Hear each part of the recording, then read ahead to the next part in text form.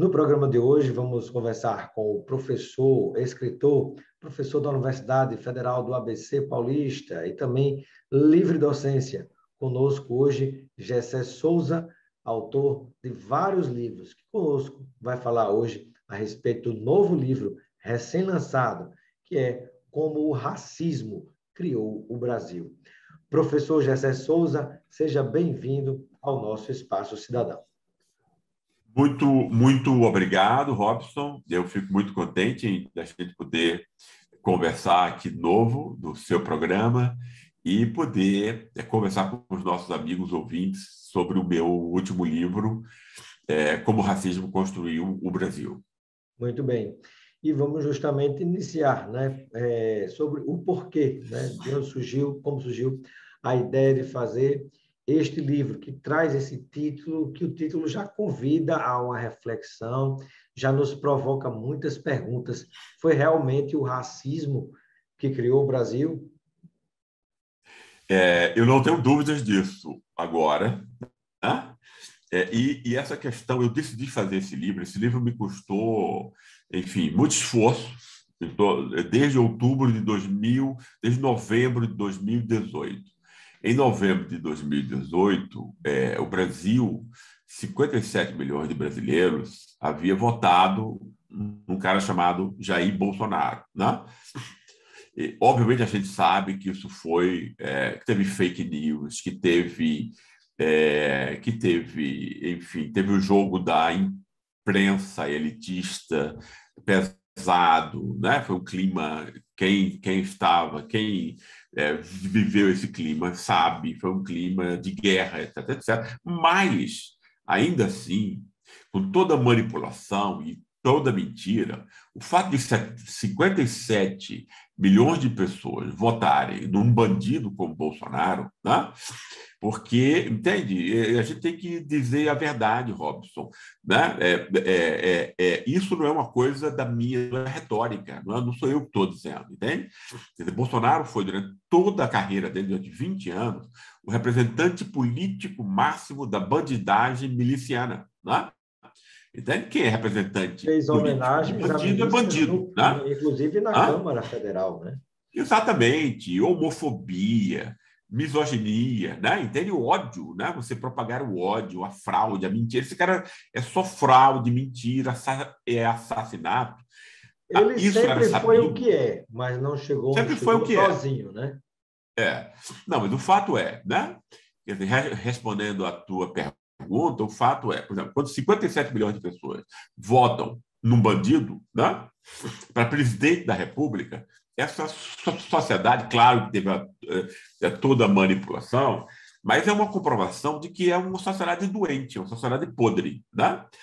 E o que adoece uma sociedade neste nível é a intolerância e o racismo. Não tem nenhuma outra, não tem nenhum outro elemento. Então foi por conta disso, né?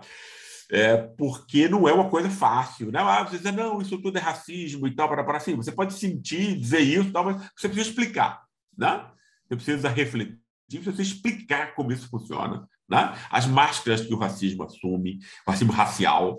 Então, eu desenvolvi no livro uma concepção que o racismo só pode ser compreendido na sua forma multidimensional.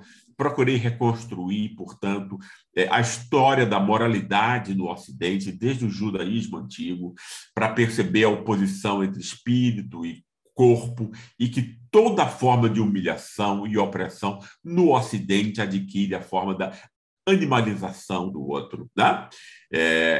Que é isso que me deu a clareza, né? De que o racismo racial, desde 1500 até hoje, tanto no mundo inteiro como no Brasil, vai adquirindo máscaras, né? E eu queria muito conversar sobre essas máscaras, dizer como a história do Brasil pode ser melhor interpretada através dessas máscaras que o racismo assume, né? Isso não é uma coisa que a gente compreenda de uma hora para outra, né, Robson? A gente não é Deus, né? Deus compreende tudo de uma vez só, mas a gente, ser humano, não, é difícil, né? Você sabe bem disso, que você também é um pesquisador. A gente só vai aprendendo as coisas com muito esforço, pouco a pouco, né? Mas eu acho que Aí eu fiz um livro que mostra, que explica o racismo, e não apenas diz ou que o racismo existe, que é o que eu acho que existia antes. Ou seja, quando você faz estatística para dizer que tem mais negros na prisão, que os negros recebem menos, então, o que você está dizendo é que o racismo existe. Mas você não está explicando como o racismo funciona, entende? A minha missão nesse livro foi explicar como o racismo funciona, de fio a pavio, entende? Ou seja, qual é a lógica que está por trás de que a Exatamente. sociedade desenvolva determinados comportamentos, né, que abram espaço para a existência do racismo, mesmo que de uma forma, muitas vezes, mascarada, como disse o professor, quando não totalmente explícita mesmo. Exato. Porque aí você tem que Perguntou ter... quais são, professor, essas principais máscaras que estão vinculadas ao racismo no caso do Brasil. As máscaras no Brasil começam a ser criadas, Robson, desde a libertação dos escravos, né? A libertação formal dos escravos, ou seja, 1888, né? Foi um grande instante de inflexão, né? Você passando de uma sociedade para outra, uma janela de oportunidade histórica importante. Foi o que a elite fez. Oprimiu os negros, a elite, todos os intelectuais que estavam envoltos dentro do racismo científico, né? Que dizia que o povo mestiço e negro era a lata de lixo da história. Todo mundo compartilhava disso, né? Então, o que foi que você fez? Você pegou, vamos embranquecer o país, vamos importar branco, foram importados 5 milhões. 5 milhões de pessoas, né? Num país que tinha, sei lá, 15, 20 milhões, isso é muito, né? Especialmente italianos para São Paulo e para o Sul, e portugueses para o Rio e para o Nordeste, né?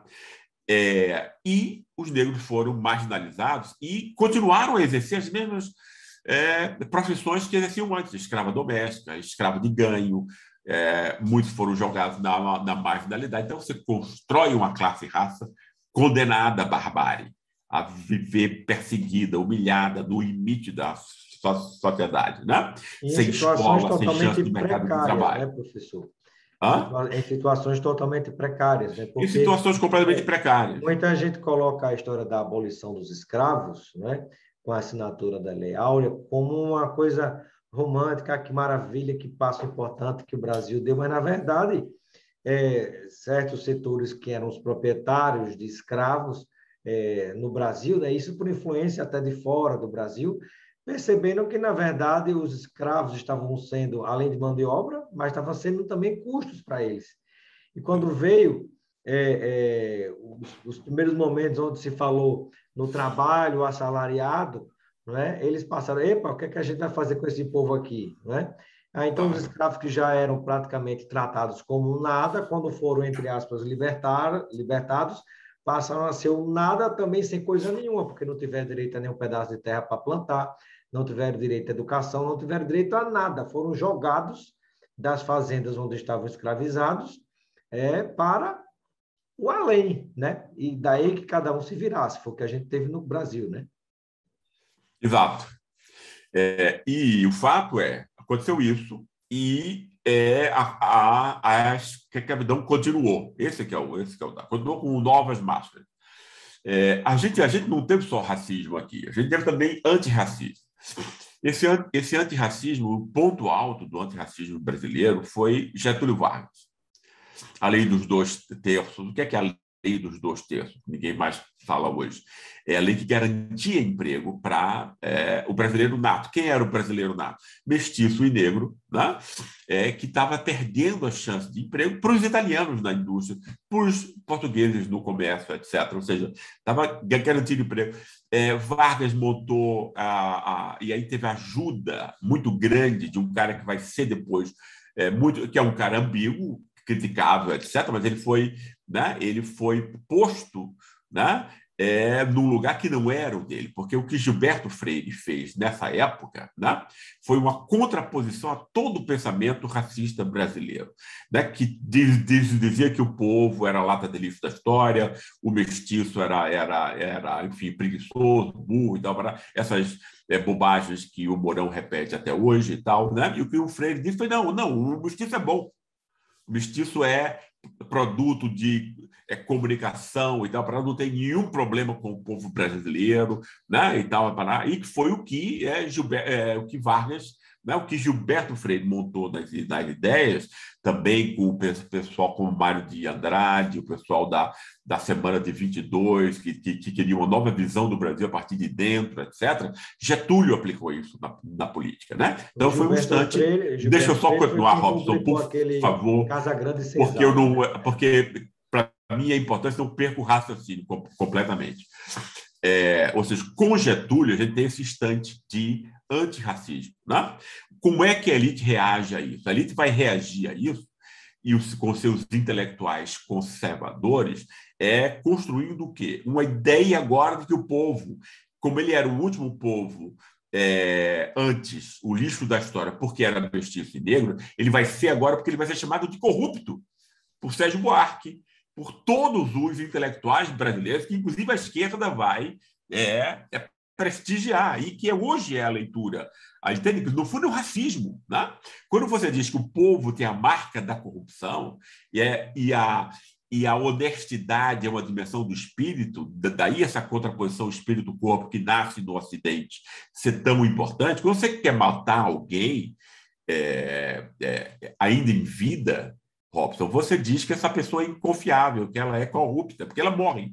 Né? É mais importante até do que as outras esferas do espírito. Se você diz que alguém é feio, isso não é um negócio tão... Se você diz que alguém não é tão inteligente, isso também não mata ninguém. Mas se você diz que a pessoa é corrupta e inconfiável, você mata a pessoa. Né? E foi isso que fez com o povo brasileiro. A classe média branca começou a se sentir distinta, a elite se sente americana, e o povo foi visto como esse povo, como era visto no racismo explícito. Só que com a máscara agora, como se fosse cultura. Né? Que é exatamente, ou seja, é preciso remontar toda essa arqueologia para que a gente perceba que esse falso moralismo anticorrupção é, no fundo, uma máscara do racismo brasileiro. Percebe?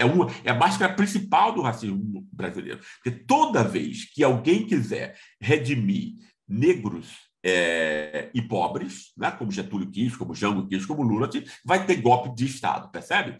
Então, no comportamento, foi essa leitura, né, que eu quis montar, uma nova leitura da interpretação brasileira, da história brasileira, baseada nessa concepção do racismo e suas máscaras. Né? Porque não é só o racismo racial, não é o único racismo existente. Tem o racismo cultural também, que é exatamente esse dos povos corruptos e honestos, né? Que podem ser utilizados para praticar o racismo racial sem que a gente tenha a menor consciência disso. Sem dúvida. Professor Gessé Souza, quais seriam, além dessas que você falou, as outras máscaras que escondem ou amenizam essa paisagem que acabou influenciando na formação da cultura do povo brasileiro, onde está presente o racismo? Eu não entendi a pergunta. Você pode repetir? Que outras máscaras, além das máscaras que você falou, ótimo. Né, estariam por trás dessa formação cultural do povo brasileiro, que tem como marca o racismo? Uma máscara extremamente atual e importante, que vai esclarecer Bolsonaro, que é isso que ele queria compreender, né? Que quer dizer, a perversidade e a maldade de um cara como Bolsonaro, né? É do racismo. Mas que racismo? Quer dizer, não é só esse racismo da elite. Esse racismo da corrupção, desse falso moralismo mentiroso da classe média branca e da elite, é das elites e das classes privilegiadas. A elite é a classe média branca, contra o povo mestiço e negro. Né? Agora, existe um racismo, Robson, do próprio pobre, entre os pobres, né? Que foi o que Bolsonaro ativou, né? Que estava ali dormindo, né? Afinal, os pobres todos votavam conjuntamente em Lula, né? E Bolsonaro vai criar uma guerra entre os pobres, usando o racismo mascarado. Que racismo é esse? Ora, ninguém esquece que as duas bandeiras de Bolsonaro para a presidência era a tal de acabar com a corrupção, que ele agora está fazendo mais do que todos os outros governos juntos, não é isso? Né? Ninguém roubou tanto quanto Bolsonaro e o governo dele, né? Nunca. Né? E usou Moro para ser, digamos assim, a figura desse moralismo canalha brasileiro. Né? E ele vai utilizar o quê também? Essa coisa da guerra contra o crime. Né? A guerra contra o crime é outra máscara importante para invisibilizar o racismo. O afeto é racista, porque todo mundo sabe no Brasil, especialmente as classes populares, que quando você fala em guerra contra o crime, todo mundo sabe que quem morre é o jovem negro. Né? Todo mundo sabe. Né? Então, o afeto é racista. Né? Mas aí você tem que mascarar esse afeto. Né? Claro que Bolsonaro, em alguns idiotas radicais, dizem isso explicitamente hoje em dia. Né? Mas, normalmente, uma pessoa decente, mínima e tal, tem ao menos que mentir para si próprio e para os outros. Né? Entende que ele não é um racista canalha, não é isso? Que ele quer só que não exista crime, não exista tráfico de drogas, etc, etc. Né? Mas como você criou o negro como que criminoso, quem morre é o negro. Né?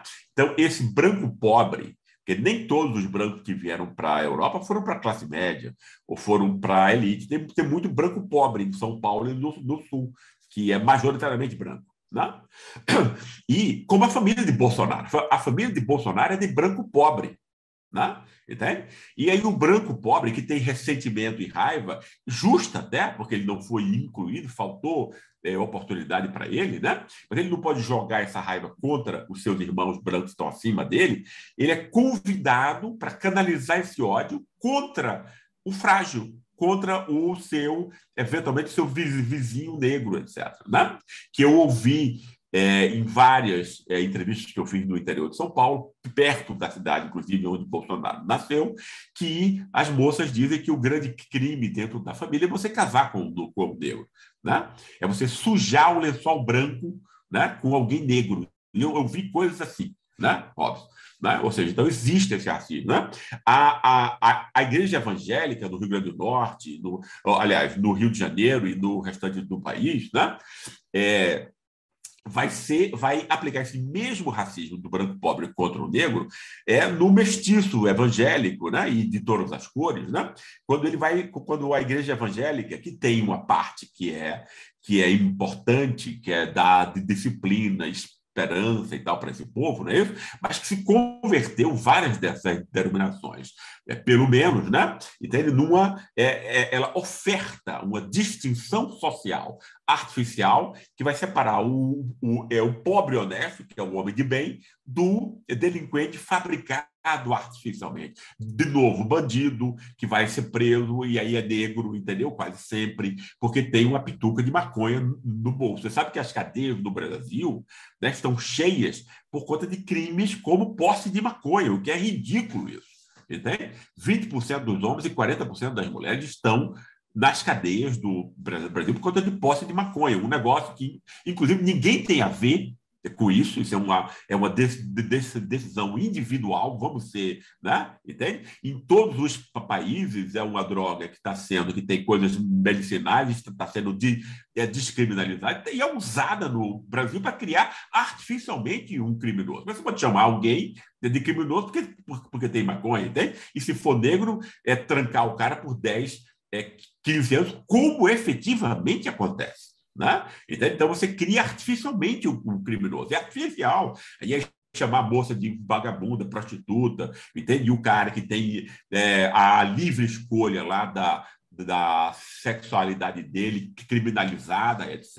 E tal, entende? Então, você cria artificialmente o criminoso. A igreja evangélica ajuda nesse trabalho, a gente tem que dizer isso, porque é como se fosse um prêmio moral, entende? Para o seu fiel, que Bolsonaro também utilizou. Então, Bolsonaro vai, com essa coisa da guerra contra o crime, né? Então, ele criar e dar voz a esse racismo também nas classes populares, né? Uma nova máscara também, essa máscara como fosse um combate ao crime, quando no fundo o extermínio dos jovens negros, né? Então o racismo está em tudo no Brasil, em todas as alianças de classe. Né? De um modo quase alguns abertos agora, que são, né, os canalhas radicais fascistas que dizem isso abertamente, mas também no restante da população, de um modo invisibilizado, né, mascarado, etc., mas é sempre o afeto racista. Né? Isso é muito importante, Robson, porque a gente não pode... Porque isso que vai... entende? A gente não pode ser feito de tolo nesse negócio, né? Porque muita gente acha, não, mas quer dizer, a vítima é que sabe porque ela sente o racismo e tal. Não, não é sentir o racismo, não significa que você o compreenda. Você tem que ter um nível da reflexão. Até para não ser feito de tolo pelas máscaras que o racismo assume. Entende? Então, eu tentei usar, eu quero usar esse livro para pôr essa discussão sobre o racismo no Brasil, que ela é fundamental, num patamar teórico e reflexivo maior do que ela tem tido até hoje. Né? Professor Gessé Souza, alguns escritores, por exemplo, a escritora Wendy Brown, ela faz algumas colocações, né, em relação a alguma forma como a própria esquerda enxerga esse problema que está acontecendo não só no Brasil, nesse contexto político que a gente vive, mas que aconteceu em várias partes do mundo, né, com a presença, o crescimento do populismo de extrema direita, né, como foi o caso dos Estados Unidos, Hungria, Turquia, Filipinas, né, e tantos outros lugares. O Brasil está nesse contexto, né? Ao que parece, como a gente falou no início da entrevista, Bolsonaro já existia com todas essas características, mas num dado momento foi conveniente para certos setores da elite brasileira que ele fosse pinçado e colocado na presidência da República para desenvolver certos tipos de políticas. E aí é onde a escritora Wendy Brown ela faz uma observação, uma crítica, dizendo que não é só tudo isso que tem sido, digamos assim, explicado por setores da esquerda, mas há algo mais, que, segundo ela, é o que ela chama de reprogramação do liberalismo ou do neoliberalismo, ou seja, uma política frustrada, excessivamente colocada nas mãos e na responsabilidade de um mercado financeiro e especulativo que deu errado, e aí casa com o que o professor vinha dizendo, né? Gerou-se uma situação tão terrível para as populações em várias partes do mundo que tinha que se criar um inimigo ou inimigos para colocar neles a culpa do que estava acontecendo. Né? E daí você cria esses personagens. Qual é a sua forma de entendimento sobre isso, professor Gessé Souza, né? De que, na verdade, há um sentido no que ela fala, o senhor pensa diferente? Qual é, digamos assim, a sua visão em relação a esse tema? Não, eu acho, eu concordo, né? Eu acho que é exatamente isso. E aí você tem, no fundo, porque em países como Estados Unidos e Brasil, que tem um passado escravocrata muito forte, né? O racismo, quem comanda a sociedade é o racismo racial. Né? E outros são outra coisa e tal, outras formas de racismo. Né? Porque, no fundo, Robson, o racismo ele é o quê? Existe um racismo que ele está baseado nessa relação entre espírito e corpo. Espírito segundo Kant, né? No sentido secular, inteligência, honestidade, capacidade estética, tudo que a gente vê como superior, a gente liga ao espírito. E o corpo é afeto, é sexo, agressividade, ou seja, tudo que a gente tem que controlar. Não é isso? Isso é a ciência racista, porque ela vai dizer que os Estados Unidos e a Europa representam esse espírito e tal. Né? Existe um racismo de gênero, que diz que o homem incorpora o espírito da mulher, o corpo, etc. As classes, né? Existem as classes que comandam, que são do espírito, percebidas como do espírito, e as classes trabalhadoras e tal. O branco é associado ao espírito e o negro é associado ao corpo, etc. Então a gente tem que ter em mente essa gramática geral do racismo, que faz com que ele possa ter outras roupagens, historicamente. Né? Num país como Estados Unidos e Brasil, que tiveram, claro, os Estados Unidos são muito mais ricos, não é isso? Mas eles são muito desiguais e muito racistas também, como o Brasil. Né? É um país muito primitivo, violento, apesar de rico, né? Os Estados Unidos. Né? Você teve o quê? Você teve um capitalismo financeiro que roubou o dinheiro das pessoas. Né? Mil formas aí, né? De roubo institucionalizado. Dívida pública, que é uma mentira, é uma fraude, você rouba o orçamento público, etc. Né? Você joga juros de 300% no cartão, que é um roubo, mas as pessoas acham que quem rouba é a política. Porque rouba também, mas é muito, muito menor. É um mero bode expiatório, etc. Né? Então, mas ninguém explica isso. Por que não explica isso? Porque desde os anos 90, né, esses mesmos caras que exploram todo mundo através de mecanismos financeiros compraram a esfera pública.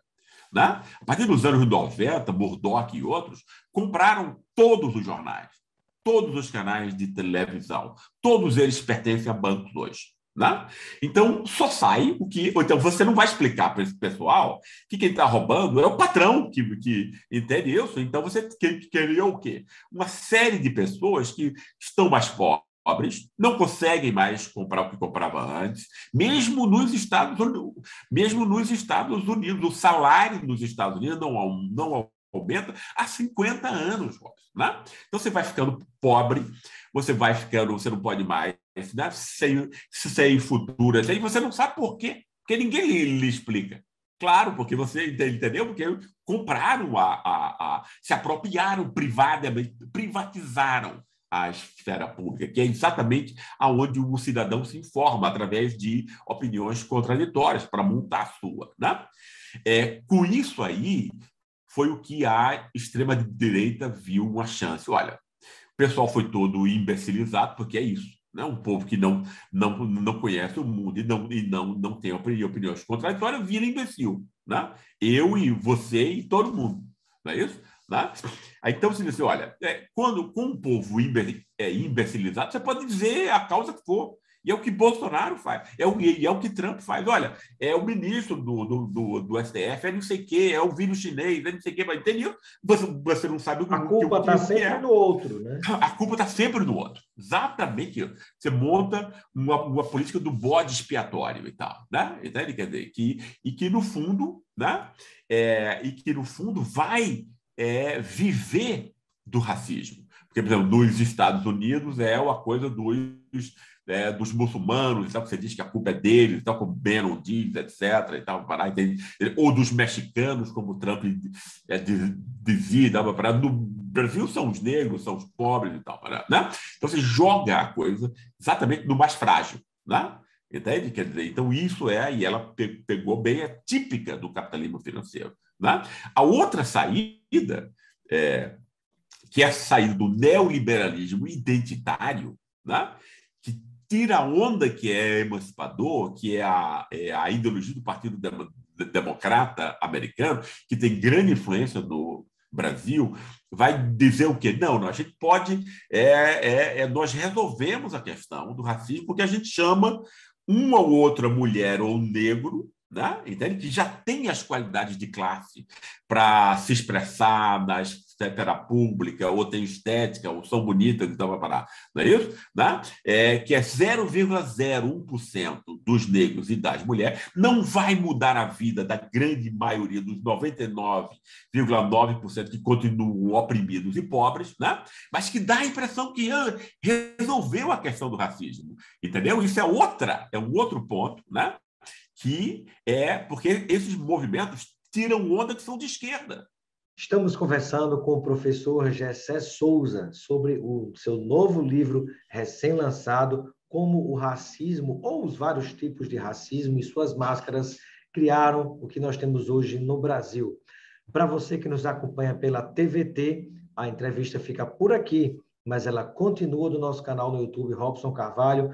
Pode localizar também pelo Robson Cidadão e a gente espera você lá para assistir a entrevista completa.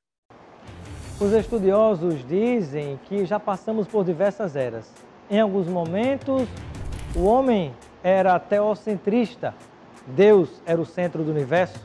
Em outro momento, se considerava o antropocentrismo, o homem como o centro do universo. Talvez agora estejamos na era do achocentrismo. Vale aquilo que eu acho que é verdade, mesmo que seja mentira. Por isso, talvez alguns estudiosos digam ainda que estejamos na era da informação. Ou será a desinformação? Olá, eu sou Robson e estou aqui para convidar você a fazer parte desta comunidade de pessoas que querem ser bem informadas, com conteúdo ético, de qualidade, democrático, que vai incentivar o bom debate que a sociedade precisa fazer.